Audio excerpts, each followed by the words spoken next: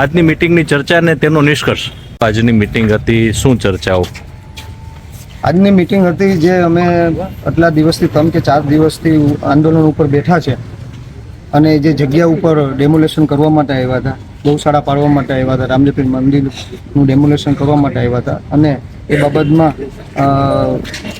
કોળી સમાજ અને તમામ સમાજના લોકો આંદોલન ઉપર બેઠા હતા. ત્યારે અત્યારે ચર્ચા થઈ અને ચર્ચા એવી થઈ, અમે બધા લોકો છે, બધા પાર્ટીના લોકો છે અને બધા પાર્ટીના લોકો છે. ત્યારે કલેક્ટરે અને એસપીએ બાંહેધરી લીધી અને એના વતી બાંહેધરી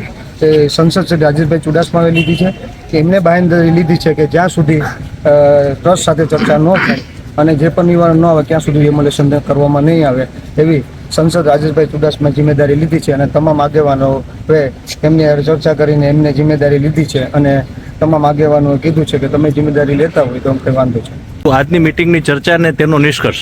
આજે કલેક્ટર પ્રાંત કચેરી વેરાવળ, સોમનાથ ધારાસભ્ય શ્રી વિમલભાઈ ચુડાસમા તેમજ સમાજના જે અમારું યુવક મંડળ છે જેમણે આ જમીન માટે ઠરાવ થયેલો છે એના પ્રમુખ લક્ષ્મણભાઈ, બાપભાઈ પરમાર, રામભાઈ, રાજુભાઈ ગઢિયા એમ કરીને દિનેશભાઈ અને બધા આગેવાનો આજે અહીંયા કલેક્ટર શ્રી પાસે અને એસપી શ્રી પાસે મીટિંગ કરવામાં આવી. સાથે સોમનાથ ટ્રસ્ટમાંથી ચાવડા સાહેબ પણ ઉપસ્થિત હતા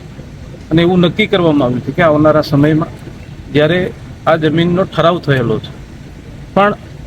ગૌશાળા હટાવવાની વાત હતી અને ત્યારબાદ જે વિવાદ થયો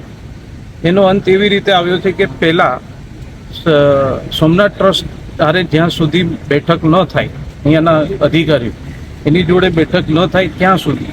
કોઈ પણ પ્રકારનું ડિમોલિશન ત્યાં કરવામાં નહીં આવે અને એમનો તમામ સમાજના આગેવાનો, ધારાસભ્ય શ્રી વિમલભાઈ ચુડાસમા અને બધા આગેવાનો આ વાતને સ્વીકારી છે અને આ આંદોલન અહીંયા પૂરું કરશે એવી પણ ખાતરી આપી છે. પણ ત્યાં જઈ અને ત્યાં જે આંદોલનમાં બેઠા છે એ બધા આગેવાનો અને બૈરાઓ, બહેનોને બધા બેઠા છે એમને ખાતરી આપી દઈએ અને ત્યાંનો સુખદ અંત આવશે એનો મને વિશ્વાસ છે. રાજેશભાઈ, જે જગ્યા છે, જગ્યાનો હાલ પૂરતો જે બેઠકની ચર્ચાની વાત છે, પણ આ જગ્યા જે સોમનાથ દાવો છે મુજબ ઠરાવ થયેલો છે, તો સોમનાથ ટ્રસ્ટ આ જગ્યા દેવા માંગે છે કે કેમ કે પછી પરત લેવા માંગે? એ તો મેં કીધું એમ કે આ પછી એક બેઠક થશે અને બેઠક બાદ પછી જે કંઈ પણ નિર્ણય થશે. સોમનાથ ટ્રસ્ટે 1993-94માં આ જગ્યાનો ઠરાવ કરેલો પણ ત્યારબાદ કોઈ પણ વહીવટી પ્રક્રિયા, કોઈ પણ